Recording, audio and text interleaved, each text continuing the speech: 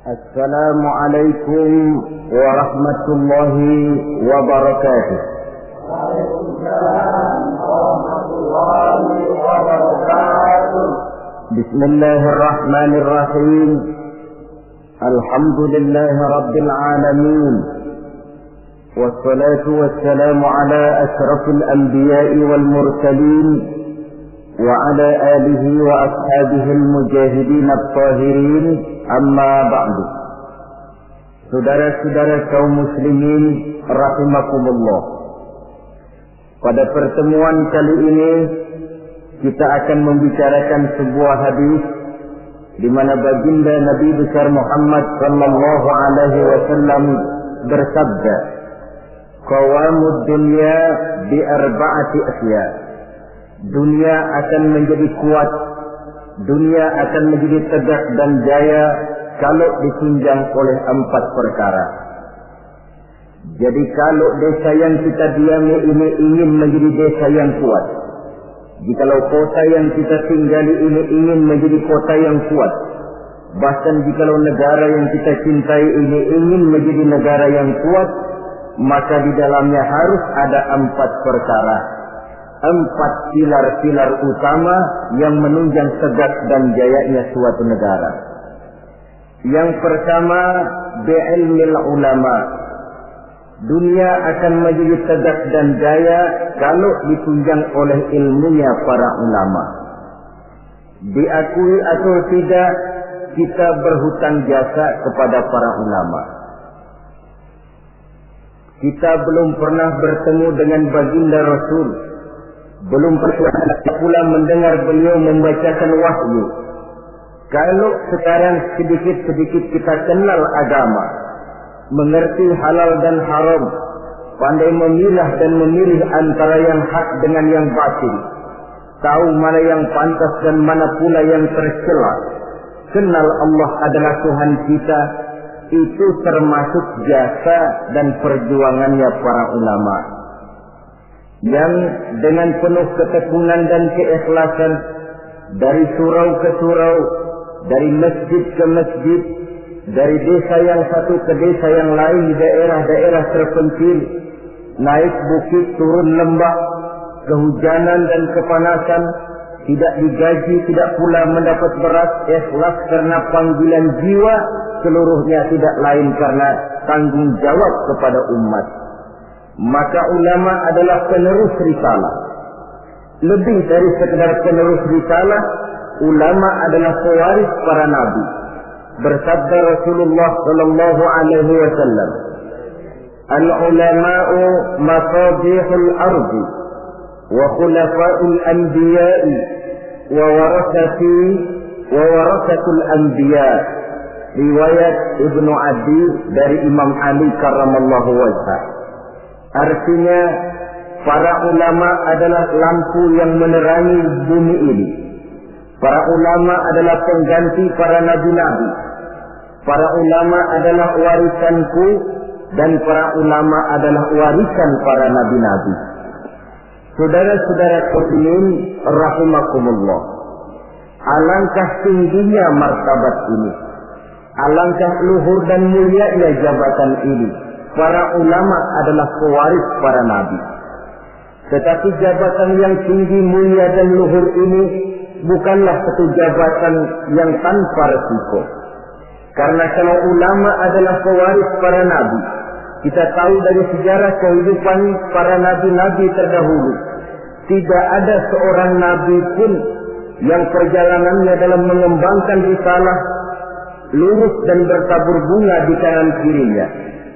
Mereka menghadapi berbagai macam rintangan, halangan, fitnahan dan sebagainya dalam rangka menegakkan risalah. Maka kalau ulama adalah pewaris para nabi-nabi, mereka juga harus berani dan bisa mewarisi sifat yang dipunyai oleh para nabi-nabi terdahulu dalam mengemban misi risalahnya.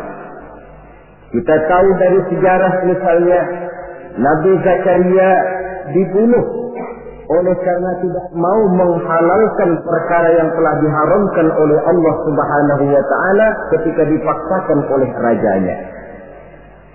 Nabi Ayub alaihi salam dikucilkan oleh umatnya karena dianggap mengidap penyakit menular.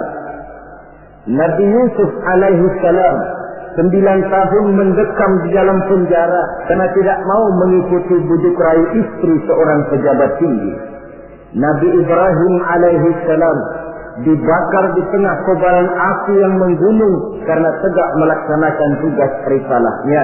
Dan masih banyak lagi kisah-kisah para nabi yang lain yang merupakan cerminan betapa berat tugas mengemban risalah ini.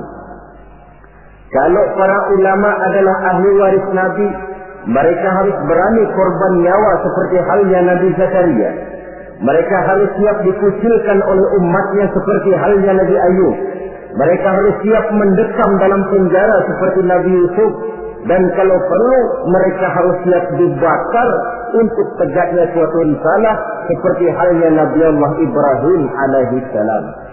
Jangan cuma sekedar bangga dengan gelar pewaris para nabi, tetapi akhlak dan perjuangan, tuntunan dan perbuatan malah bertentangan dengan apa yang dicontohkan oleh para nabi. Ini namanya ahli waris gadungan.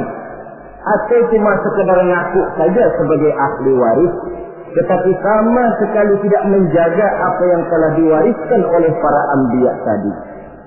Saudara-saudara kaum muslimin rahimakumullah. Pindah dari contoh dari kehidupan para nabi, kita bisa juga mengambil contoh dari kehidupan para ulama-ulama terdahulu. Beberapa yang bisa kita angkat ke permukaan, misalnya sejarah kehidupan dari ulama yang saleh dan zuhud, Sa'id bin Zubair. Ketika ia ditangkap oleh Hajjaj bin Yusuf yang menjadi gubernur di Irak ketika itu, Sa'id bin Zubair ini dituduh sebagai orang yang anti kepada dinasti Umayyah. Maka dia pun disidang oleh Raja Gubernur Hajjaj bin Yusuf ini. Sa'id bin Zubair sebagai ulama yang teguh pendirian ditanya oleh Hajjaj bin Yusuf, "Namamu siapa?" "Sa'id bin Zubair." "Tidak," kata Hajjaj, "namamu bukan Sa'id bin Zubair, tapi namamu Sa'id bin Qusair." Dibaliknya nama itu. Sa'id bin Zubair artinya si bahagia, anak si teguh. Kalau Sa'id bin Qusair artinya si sempit bin si pecah. Kata Hajjaj bin Yusuf, "Celaka benar orang tuamu yang telah memberikan nama seperti itu kepadamu." Yang menentukan celaka dan bahagia seseorang itu cuma Allah, kata Sa'id bin Zubair. "Diam kamu," kata Hajjaj bin Yusuf. "Nanti saya lemparkan kamu ke neraka. Kalau memang kamu yang punya neraka, sudah sejak lama engkau saya jadikan Tuhan," kata Sa'id bin Zubair. "Menurut pendapatmu, Imam Ali di surga atau neraka?" kata Hajjaj bin Yusuf. "Cuma Allah yang menentukan seseorang di surga atau neraka," jawab Sa'id bin Zubair. "Menurut pendapatmu, khalifah yang 4 itu mana yang paling baik?" "Semuanya baik. Saya menghormati orang-orang saleh yang benar-benar bertakwa kepada Allah Subhanahu wa ta'ala." Merasa dengan cara kasar, Hajjaj bin Yusuf tidak sanggup mengubah prinsip dan pendirian Sa'id bin Zubair. Dirubahnya dengan cara yang halus. Ditawarkannya lah emas, intan dan berlian untuk Sa'id bin Zubair. Apa jawaban Sa'id? "Hai Hajjaj bin Yusuf, apakah harta benda yang engkau berikan kepada saya, emas, intan, berlian yang banyak ini, akan bisa menolak kesengsaraan akhirat? Apa artinya gelimangan materi ini kalau saya harus masuk ke dalam neraka?" Kata Hajjaj, "Tidakkah kau mau minta ampun kepada saya? Lebih baik saya mohon ampun kepada Allah." "Baik, kalau memang itu pilihanmu, kamu terpaksa saya bunuh." Dibunuh pun keyakinannya tidak bergoyah. Ini contoh dari generasi terdahulu, seorang ulama yang saleh dan zuhud bernama Sa'id bin Zubair. Demikian juga Imam Malik, seorang imam mazhab, pada suatu saat beliau memberikan fatwa bahwa tolak dari seorang suami terhadap istrinya dalam keadaan dipaksa, maka tolaknya itu tidak sah. Begitu juga sumpahnya orang yang terpaksa, sumpahnya pun tidak sah. Yang jadi gubernur di kota Madinah pada waktu itu ialah Ja'far bin Sulaiman Al-Hashimi. Dia tidak senang kepada fatwa ini. Dimintanya Imam Malik untuk mencabut kembali fatwanya. Namun dengan tenang Imam Malik menjawab, saya tidak akan pernah mencabut fatwa yang saya yakin berdasarkan kepada Quran dan Sunnah ini. Apapun resiko yang saya hadapi, saya siap. Malah fatwa itu beliau sebarluaskan, akibatnya Imam Malik ditangkap. Kemudian dihukum dera, dicambuk 70 kali. Sampai pun dikala hendak ajal, bekas cambukan itu masih nampak di punggung beliau yang mulia ini. Saudara-saudara, ketika hal ini diadukan oleh khalifah kepada khalifah, yaitu Abu Mansur, maka Imam Malik dipanggil oleh beliau. Apakah kau ingin membalas perlakuan gubernur Madinah yang sewenang-wenang kepadamu? Jawab Imam Malik, saya tidak akan membalas. Begitu akhlak dari ulama yang teguh pendirian. Demikian juga Imam Ahmad bin Hanbal, yang karena teguh mempertahankan fatwa, prinsip dan pendiriannya, beliau mendekam dalam penjara bahkan sampai melampaui 3 masa kekhalifahan. Sejak Al-Ma'mun, Al-Mu'tasim sampai Khalifah Al-Wasir.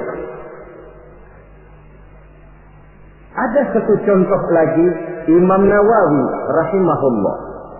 Beliau tinggal di negeri Syam yang diperintah oleh Raja Zahir Baibars. Suatu saat negeri Syam ini dihantam oleh musim kemarau yang panjang. Rakyat kelaparan, binatang ternak kelaparan, ditambah lagi oleh ancaman dari orang-orang barbar yang sangat mengancam keamanan negara pada waktu itu. Maka satu hari khalifah atau pemimpin Zahir Baibars ini mengumpulkan para ulama untuk meminta persetujuan mereka. Maksud raja ingin mengambil dana dari seluruh rakyat negeri Syam untuk biaya perang mempertahankan negara dari kemungkinan serangan kaum barbar. Sebagian besar para ulama pada waktu itu tertunduk, hanya bisa menyetujui apa yang dikomandokan oleh rajanya ini. Lain dengan Imam Nawawi rahimahullah. Beliau dengan tenang menjawab, Tuan Raja, saya bukan tidak setuju untuk mengambil pajak biaya dari rakyat untuk membiayai perang.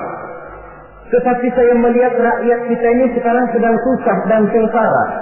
Musim kemarau panjang, binatang ternak mati, rakyat kita sudah cukup susah.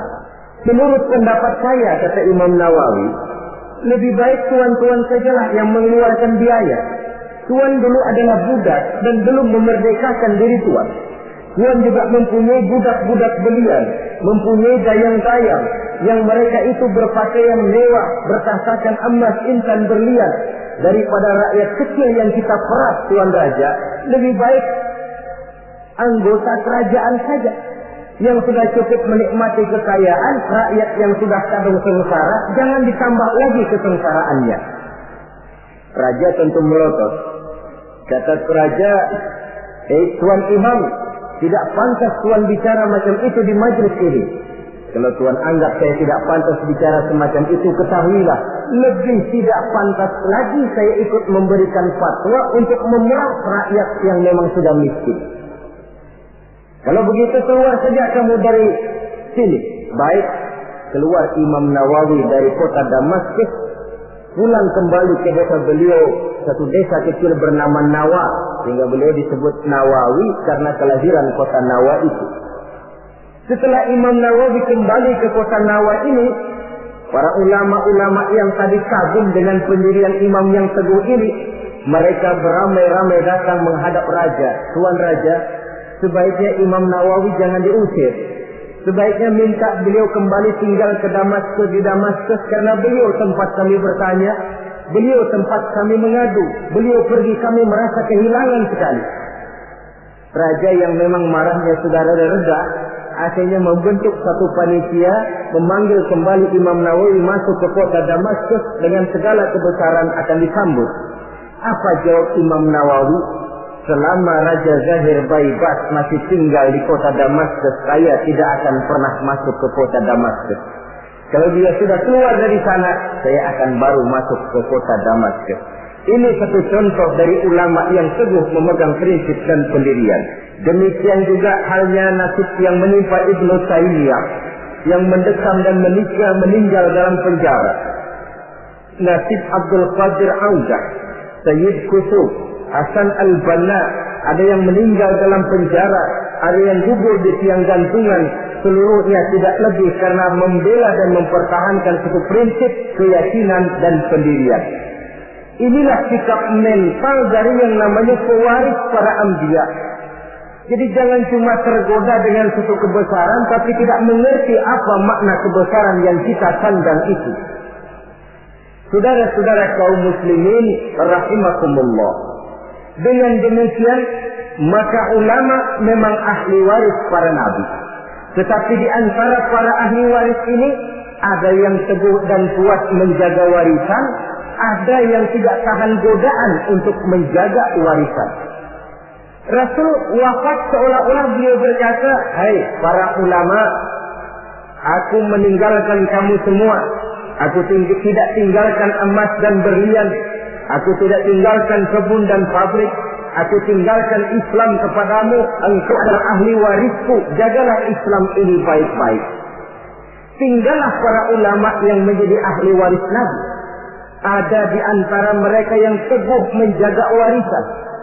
Walaupun lapar, walaupun haus, walaupun hidup serba miskin, mereka tidak akan pernah menjual warisan. Ulama inilah yang merupakan pewaris yang perlu kita ikuti. Walaupun seperti yang disabdakan Nabi, "Sayati ala ummati zamanun, al-qabidu ala dinihi kal-qabid ala jamrah." Akan datang suatu zaman di tengah umatku, di mana pada zaman itu orang yang kuat dan teguh memegang agama seperti memegang bara di tangan. Dipegang, tangan terbakar, dilepas bara terbuang. Ulama yang teguh menjaga warisan Nabi tidak goyah prinsip keyakinan dan pendiriannya bagaimanapun panasnya dia memegang agama. Sebaliknya di pihak lain ada juga para ulama yang setelah diwariskan Islam oleh Nabi ini, mereka tidak tahan penderitaan, mereka tidak tahan lapar, mereka tidak tahan haus. Daripada tidak punya apa-apa, kan lebih baik punya apa-apa. Daripada kelaparan, kan lebih baik kenyang. Ini ada warisan Nabi bernama Islam, jual saja warisan ini. Maka dijualnya warisan tadi. Turunlah dia dari pewaris Nabi menjadi bekas pewaris dari para nabi-nabi. Saudara-saudara kaum muslimin, ini termasuk dalam hadis yang diriwayatkan oleh Imam Hakim dari Anas, bersabda Rasulullah sallallahu alaihi wasallam, "Wailun li ummati min ulama'i su'i yattakhizuna hadzal ilma tijaratan yadha min umara'i zamanihim rabhan li anfusihim la arbahallahu tijaratahum." Celakalah umatku akibat tingkah laku ulama-ulama yang jahat. Kenapa? Karena ulama merupakan panutan.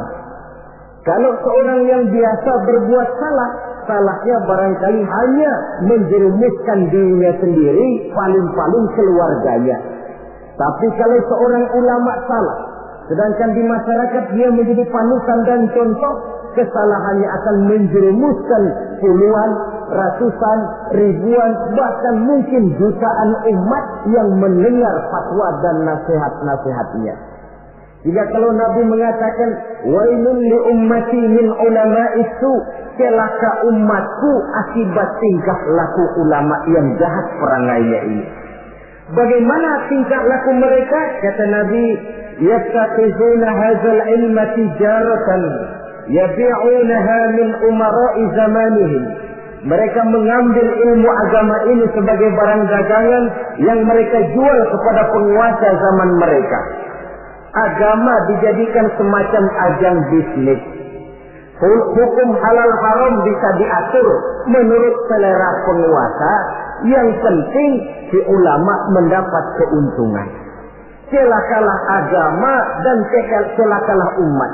Kalau ulama sudah menjadikan ilmu agama ini sebagai barang dagangan yang diperjualbelikan kepada penguasa di zaman mereka hidup. Dengan harapan apa? Rabahan li anfusihim, mengharap keuntungan bagi diri mereka sendiri. La arbahallahu tijaratahum. Nabi menjanjikan Allah sama sekali tidak akan menguntungkan perniagaan mereka itu. Saudara-saudara kaum muslimin rahimakumullah. Kadang-kadang waktu belum dapat apa-apa suaranya nyaring. Ustaz, ini hukumnya apa? Waktu belum dapat apa-apa. Tapi sedikit dapat duit mulai ditelok suaranya. Yang tadinya bilang nyata-nyata haram, sekarang halal.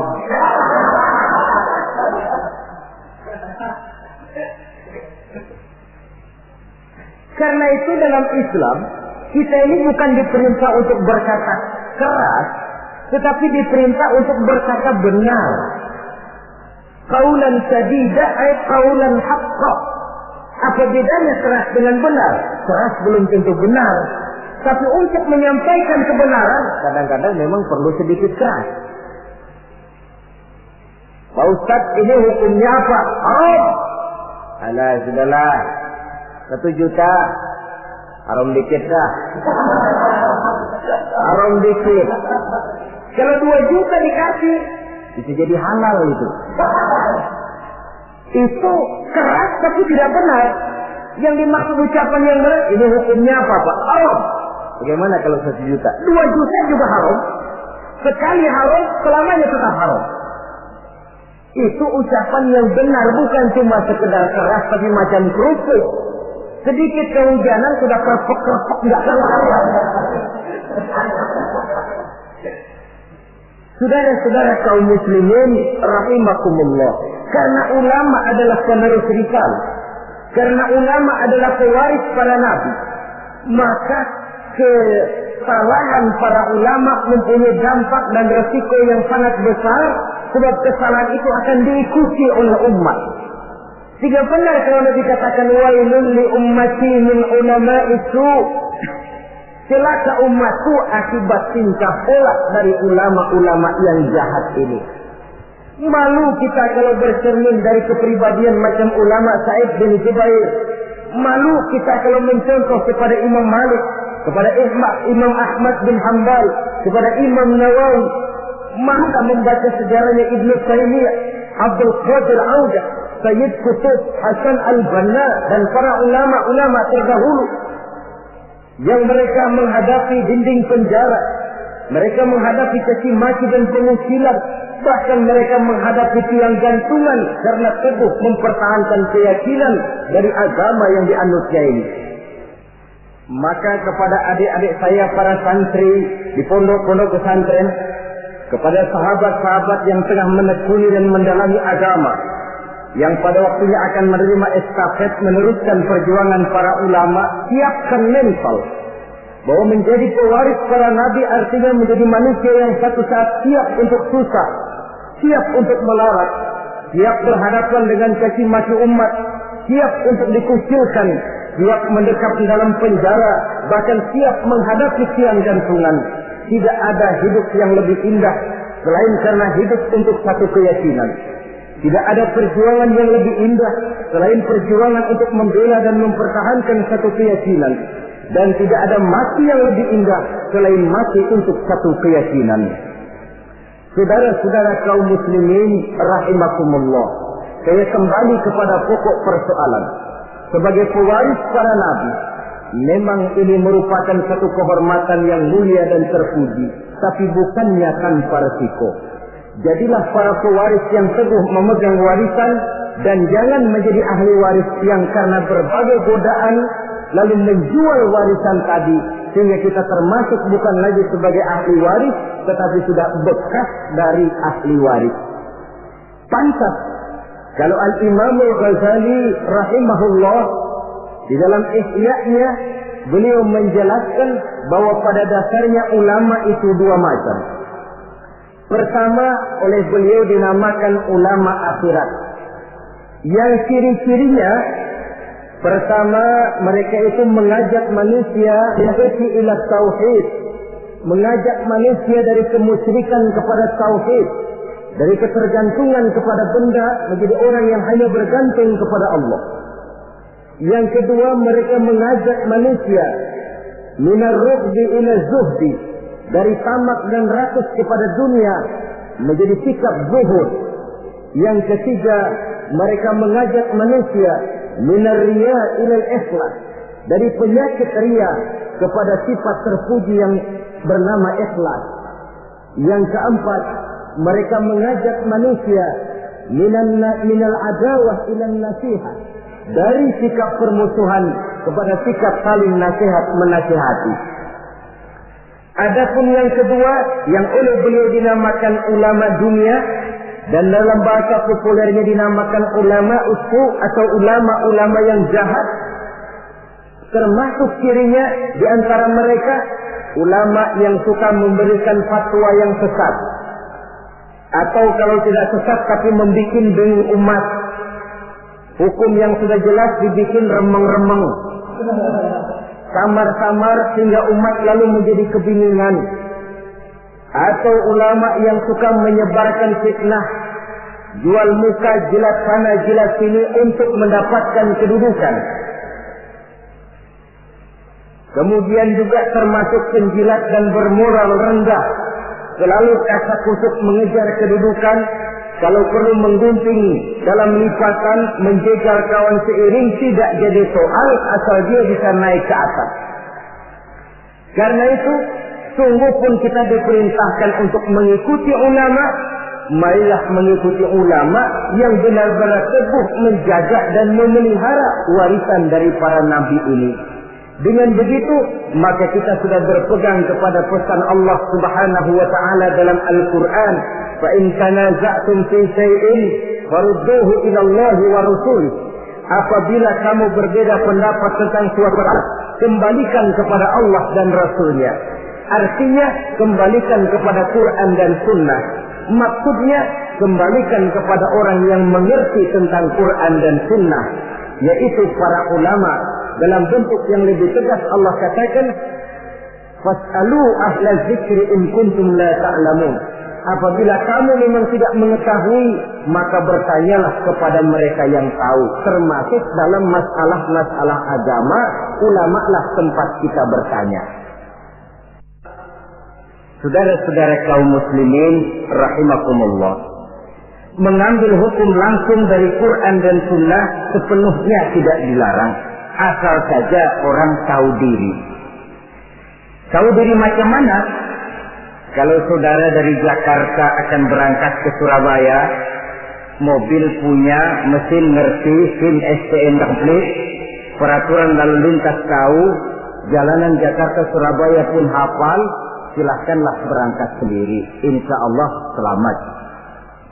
Tapi kalau saudara mobil saja tidak punya, peraturan lalu lintas pun tidak tahu, jalanan Jakarta ke Surabaya lewat mana saudara sepenuhnya juga tidak tahu, saya yakin lebih aman kalau saudara naik kereta.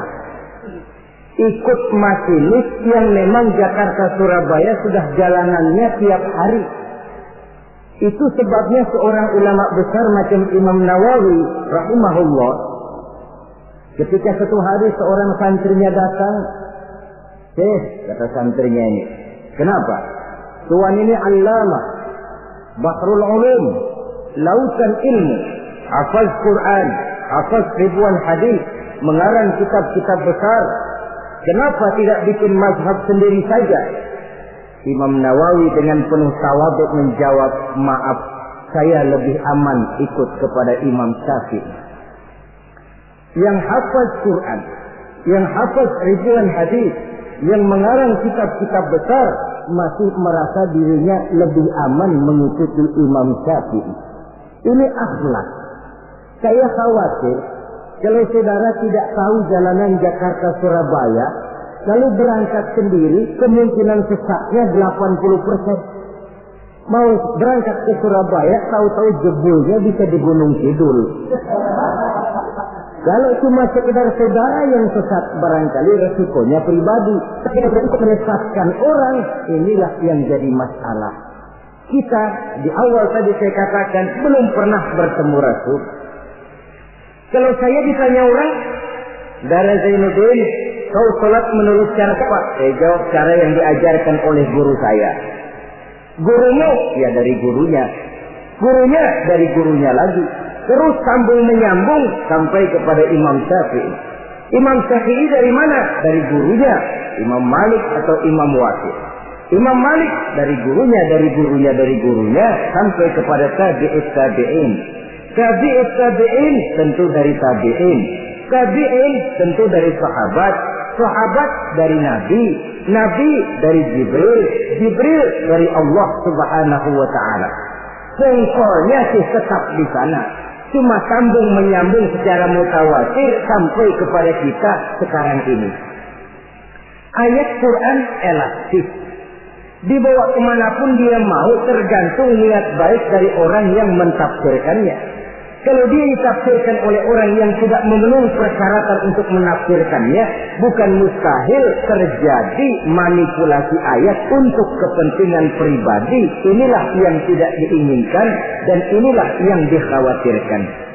Oleh karenanya, ulama merupakan ahli waris dari para nabi dan kita menjadi ulama yang benar-benar teguh menjaga dan memegang warisan tadi. Tetapi kalau warisannya sudah tidak ada lagi, maka tidak usah mengikuti yang semacam itu. Ini pernah disabdakan oleh Rasulullah Sallallahu Alaihi Wasallam dalam hadis yang diriwayatkan oleh Imam Baihaqi.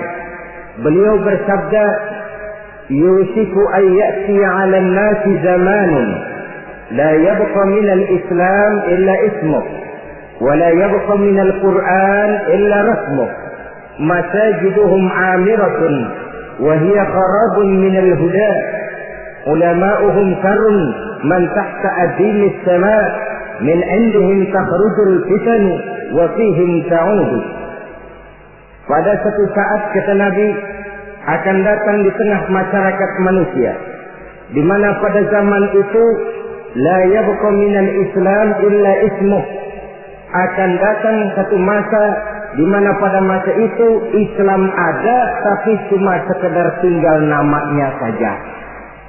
Islam ada tapi cuma tinggal nama saja. Bahasa Jermannya nama doang. Tapi ajaran Islam tidak pernah nyata dalam kehidupan sehari-hari. Nama Islam, perbuatan tidak Islam lagi. Kadang-kadang namanya Muhammad Mukmin, perbuatannya nyolong ayam. Islam ada tapi cuma sekedar tinggal nama saja. Wala yabqa minal Qur'an illa rasmuh. Quran pun ada tapi cuma sekedar tulisannya saja. Ada Quran tapi cuma tulisan. Paling banter di musabaqah kan. Ya masih lumayan lah. Tapi kan yang lebih penting sebenarnya adalah bagaimana mengusahakan musabaqah pengamalan ajaran Quran.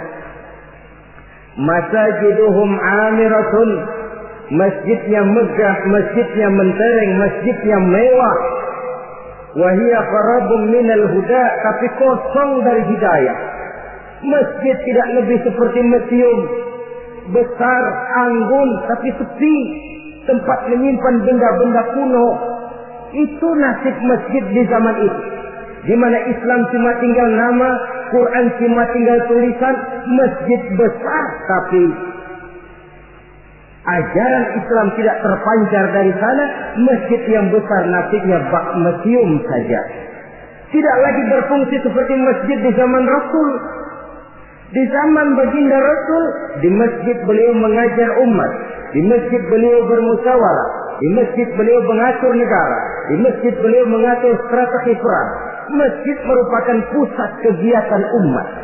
Suatu zaman nanti kata Nabi akan datang di mana masjid ada, besar, megah, dibangun dengan biaya besar, tapi kosong dari hidayah, tidak ada lagi nur ilahi yang terpancar di dalamnya. Na'udzubillah. Di zaman itu ulama'uhum syarrun man tahta azimis sama. Ulama-ulama mereka adalah yang terjahat yang ada di bawah kolong langit ini. Min indihim takhrujul fitan wa fihim ta'ud. Dari mulut mereka keluar fitnah dan akibatnya kepada mereka juga fitnah itu kembali. Inilah satu zaman yang kita khawatir dan kita berlindung kepada Allah jangan menemui masa semacam itu. Saudara, orang-orang yang anti-Islam sekarang ini, mereka tidak mungkin menghantam Islam dengan mengirim satuan militer. Kita dengan strategi sekali. Caranya bagaimana? Pertama, pisahkan umat dari ulamanya. Kalau itu berhasil, tanamkan keraguan kepada sunnah. Kalau itu pun sukses, mereka masuk kepada tujuan yang paling inti, tanamkan keraguan kepada Quran. Disadari atau tidak, diakui atau tidak, tiga sistematik ini secara bertahap mulai diterapkan orang di tengah kehidupan kita. Mau hancurkan Islam, pertama, pisahkan umat dari ulama. Kalau umat sudah berpisah dari ulama, sama saja istilah yang banyak disampaikan orang, macan sudah dipisah dari hutan. Padahal ulama dengan umat persis hutan dengan macan. Macan tidak bisa pisah dengan hutan, hutan pun tidak bisa ditinggalkan macan. Kenapa? Saudara lihat saja, kalau hutan sudah ditinggalkan oleh macan, maka biasanya hutan yang tidak ada macannya tidak jadi hutan yang serem, disembarangi orang. Datang petani nebang pohon seenaknya. Kenapa kok berani? Hutannya nggak ada macannya. Datang kambing buang najis seenaknya. Kok berani? Hutannya nggak ada macannya. Datang badak nyeruduk seenaknya. Kok berani? Hutan tidak ada macannya. Maka satu desa, satu kampung, satu kota, kalau tidak ada ulamanya, biasanya disembarangi orang. Apa saja mudah masuk ke desa, ke kota, ke kampung yang tidak ada ulama dan tidak ada pengajian di sana. Datang ingkar sunnah masuk. Datang Islam jamaah masuk. Datang Islam sejati masuk. Datang pikiran yang merusak Islam pun masuk. Kenapa? Hutan tidak ada macannya, disembarangi orang.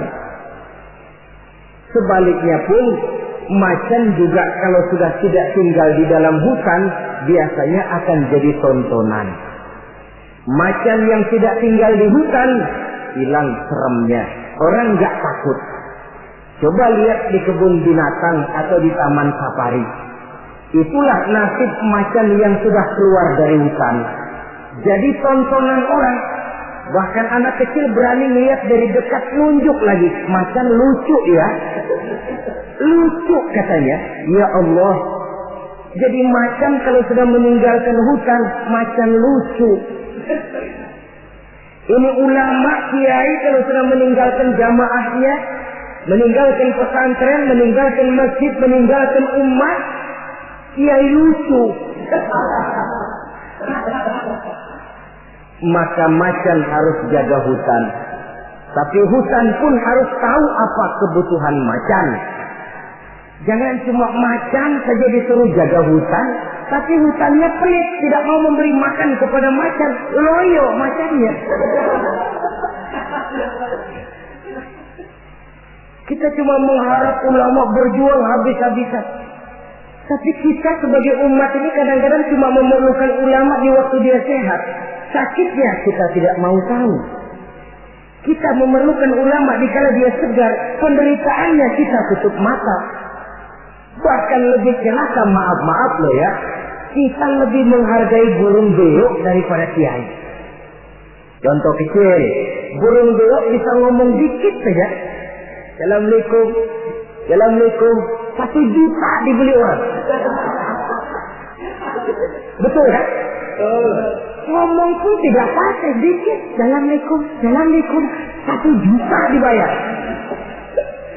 Kalau kiai yang ngomong Assalamualaikumnya pakai, bahasa Arabnya pakai, baca kitab sehalaman. Allahu Akbar. Kita yang harus menjaga ulama. Jangan ulama dianggap seperti gerakan kayu. Kalau mau dipakai nggak ketemu, sedapur dicariin, ngomel. Gila ini gerakan kemana sih? Tapi sudah ketemu gerakan, dipakai, nyala rokoknya, gerakan dilempar begitu saja. Harus kayak gerakan gas dong. Habis pakai simpen yang rapi, bensinnya gasnya habis diisiin. Kita yang berkewajiban menjaga ulama. Ulama tidak minta dihargai, kewajiban kita menghargai ulama. Ulama tidak minta dihormati, tugas kita menghormati ulama.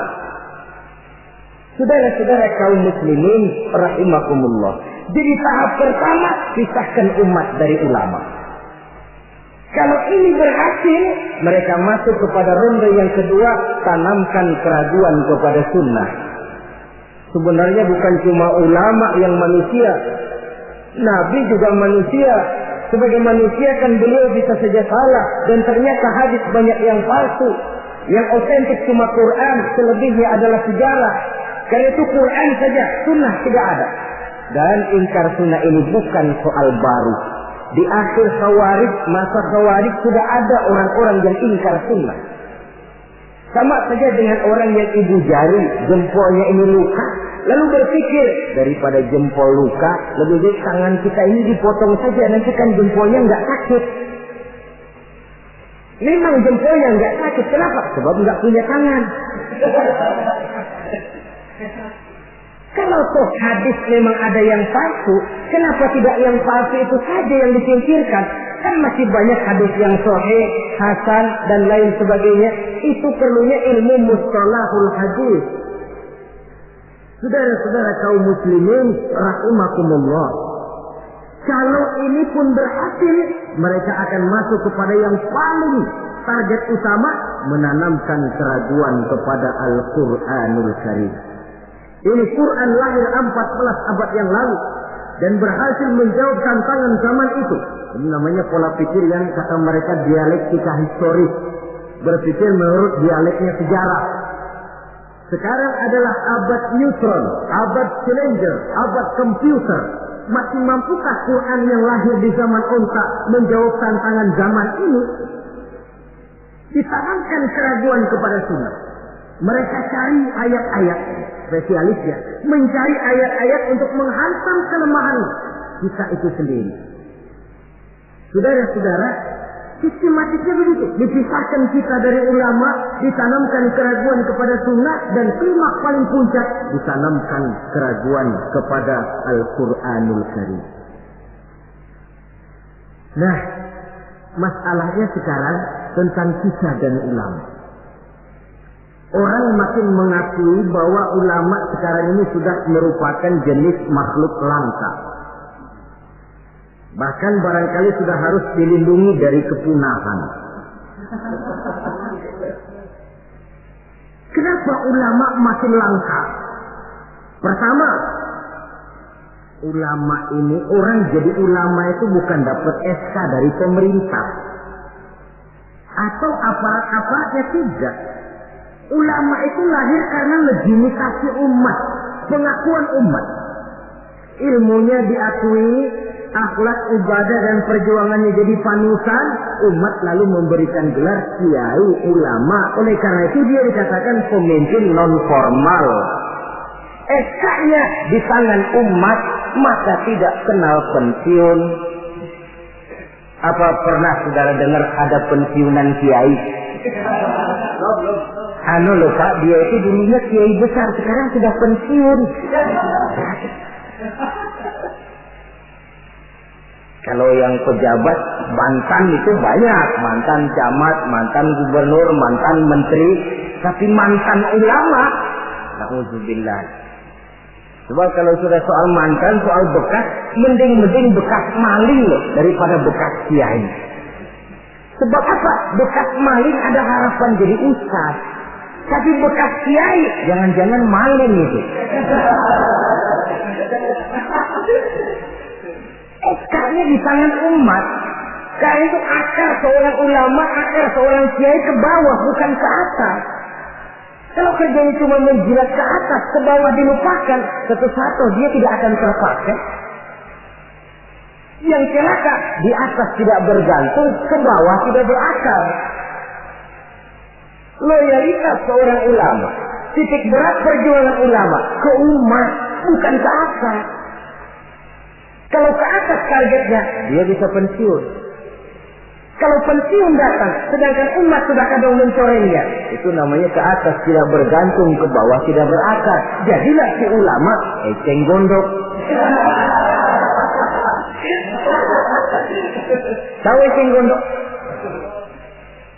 Tanaman yang tidak, ya walaupun ada akarnya tapi nyambang. Kemana dia mengalir? Kemana dia bergerak? Ya kemana air mengalir. Air ngalor, air ngidul.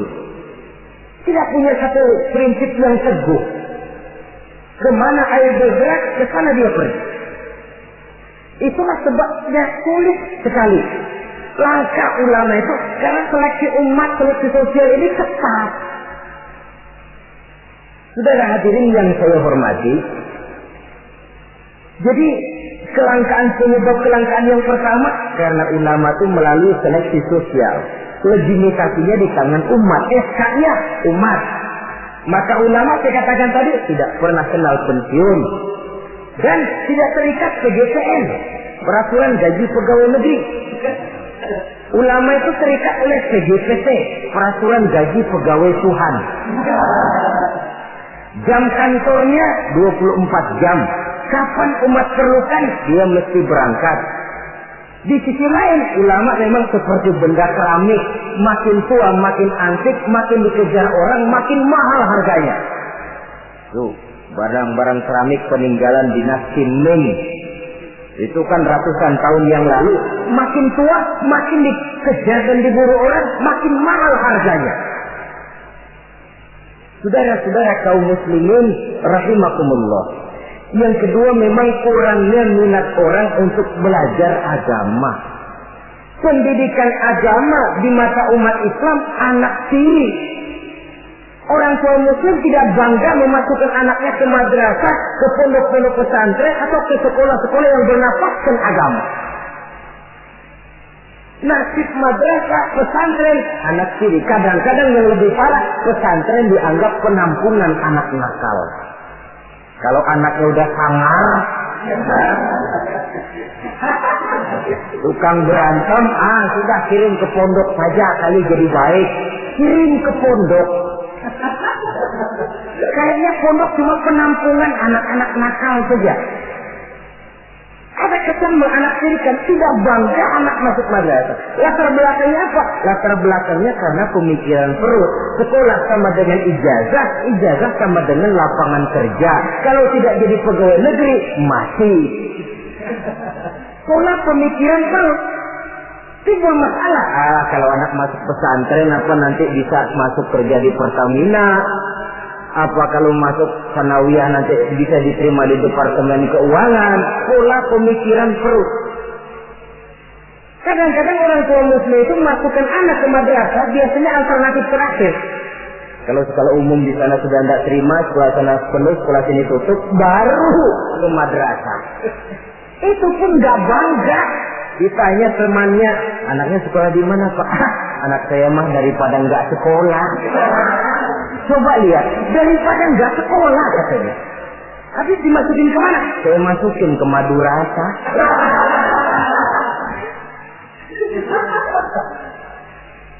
Padahal satu hadis Nabi pernah memberikan gambaran. Inna Allah la yaqbidul ilma intiza'an yantazi'uhu min suduril ibad, walakin yaqbidul ilma biqabdil ulama. Allah Subhanahu wa ta'ala menarik ilmu pengetahuan tidak dengan mencabutnya dari hati seorang hamba, tapi Allah menarik ilmu pengetahuan dengan jalan mewafatkan ulama. Dan kenyataan mengajarkan kalau lurah mati, hari ini dia mati, besok naik gantinya. Camat meninggal, lusa dilantik gantinya. Jenderal wafat, tahun depan minggu depan naik gantinya. Tapi kalau sudah kiai wafat, ulama meninggal, 5, 10, 15, 20 tahun yang akan datang, belum tentu akan muncul gantinya. Saudara-saudara kaum muslimin rahimakumullah. Dua penyebab ini yang menyebabkan langkahnya ulama. Di antara yang langka itu pun lebih langka lagi yang teguh dan kuat memegang warisan. Oleh karenanya kita mempunyai pengharapan yang besar. Apalagi seorang ulama tidak mutlak harus muncul dari pondok pesantren. Mungkin saja dari perguruan tinggi umum yang diimbangi dengan mengaji, mendalami kitab-kitab agama dari ulama-ulama terkemuka, hingga dia bisa memadukan antara kemampuan intelektualnya dengan bimbingan keagamaan, berpadu nur ilahi dengan kemajuan sains, menjadi teknokrat yang berjiwa agama dan berilmu agama. Saudara-saudara kaum muslimin rahimakumullah, sama saja saudara punya gelas satu lotin, 2 hari sekali pecah satu, lama-lama kan habis. Saudara tidak usah bingung kalau pabriknya mesti terus bikin gelas. Sebaliknya, saudara punya gelas satu gudang, 1 hari sekali pecah satu, lama-lama habis kan. Pabriknya sudah kadang berhenti bikin gelas. Begitu gelas saudara habis, pabriknya berhenti bikin gelas. Kira-kira di mana kita minum? Bisa pakai tangan, bisa dibatok, bisa pakai daun lah. Ulama wafat, kita sedih. Tapi tidak usah bingung kalau pabrik yang bikin ulama itu masih jalan terus. Apakah itu majelis taklim, pondok-pondok pesantren, pembinaan keagamaan secara intensif. Karena memang makin ke depan tantangan ini makin tidak ringan. Diperlukan ulama-ulama yang sanggup menjawab tantangan zamannya, karena menyampaikan Islam berarti memberikan jawaban Islam terhadap masalah-masalah kehidupan. Saudara-saudara kaum muslimin rahimakumullah. Sebuah riwayat ingin saya sampaikan menutup uraian yang singkat ini. Di zaman Bani Israel, hiduplah 7 orang ulama yang masih muda-muda. 7 orang ulama yang masih muda ini mereka teguh dan kuat memegang agamanya, walaupun mereka tinggal di masa pemerintahan yang zalim dan memusuhi mereka. Mereka tidak goyah barang sedikit pun. Kemana ulama yang 7 orang ini pergi dakwah, mereka dicaci maki, dikejar-kejar, difitnah. Nah, ulama yang 7 orang ini diikuti dengan setia oleh seekor anjing. Kemana ulama yang 7 pergi dakwah, anjing ikut. Ulama yang 7 orang dikejar-kejar, anjing diuber-uber. Ulama yang 7 orang dicaci maki, anjing diomelin. Ulama yang 7 orang dilontari dengan batu, anjing pun disambitin dengan batu sampai patah kaki depannya si anjing karena setia mengikuti ulama yang 7 orang itu. Akhirnya 7 orang ulama dan seekor anjing ini mereka uzlah, sembunyi dan nyepi dalam sebuah gua. Mereka tidur di dalam gua itu 309 tahun lamanya, yang dikenal dalam Al-Quran dengan peristiwa Ashabul Kahfi. Ringkas cerita, nanti di akhirat, dikala setiap orang sibuk dengan urusannya masing-masing, sehingga sangat boleh jadi saudara tidak sempat memikirkan saudaranya, istri tidak sempat memikirkan suaminya, bapak tidak sempat memikirkan anaknya. Tiap orang sibuk dengan urusan masing-masing. Dalam suasana sibuk macam itu, tiba-tiba terdengar pengumuman dari bawah aras. Pengumumannya kalau bahasa kita begini. Pengumuman ditujukan kepada penduduk padang mahsyar, sebentar lagi 7 orang ulama akan masuk surga. Hadirin diminta supaya berdiri. Kagum penduduk mahsyar, Masya Allah siapa orangnya. Kita dihisab saja belum, ini sudah diperintahkan masuk surga tanpa dihisab. Diri mereka mau lihat. Rupanya 7 orang ulama itu. Seorang demi seorang, 1, 2, 3, 4, 5, 6, 7. Sudah 7 dikira selesai. Paling belakang anjing. Lucuk. Mau masuk ke surga. Sampai di pintu surga ditutup. Tetap. Mau kemana anjing? Ke surga, Pak. Enggak boleh. Pokoknya saya mau ke surga. Pokoknya enggak boleh. Kalau enggak boleh saya minta diadili, Pak. Apa sebabnya enggak boleh? Diadili? Iya, Pak. Baik. Dibuka pengadilan darurat. Karena memang di surga itu adil. Di dunia ini pengadilan banyak, keadilan susah. Saudara-saudara, diadili si anjing. Hasil pengadilan memutuskan anjing tidak berhak masuk surga. Naik banding. Anjing, kenapa kamu merasa berhak masuk surga? Saya, Pak, waktu di dunia setia mengikuti ulama yang 7 orang itu, Pak. Kemana mereka pergi dakwah saya ikut. Mereka dicaci maki, saya diomelin. Mereka dikejar-kejar. Ini kaki depan saya pakai ngikutin dia tuh, Pak. Masa mereka enak-enakan ke surga, saya ditinggal di sini, saya menuntut keadilan. Akhirnya turun perintah Allah. Ridwan, adkhilhul jannah. Ridwan, masukkan si anjing ke dalam surga. Perintah dari Allah. Jadi di antara binatang yang masuk surga itu nanti, selain ontaknya Nabi Soleh, semutnya Nabi Sulaiman, hudhudnya Sulaiman, termasuk anjingnya Ashabul Kahfi. Logikanya, kalau anjing saja setia ikut ulama bisa sampai ke surga, dia masa iya manusia ikut ulama tidak masuk surga, oke. Asal ikutnya betul-betul ikut, yang diikuti betul-betul ulama. Kalau ikutnya ikut-ikutan, yang diikuti pun ulama-ulamaan, saya takut nanti dapat surga-surgaan.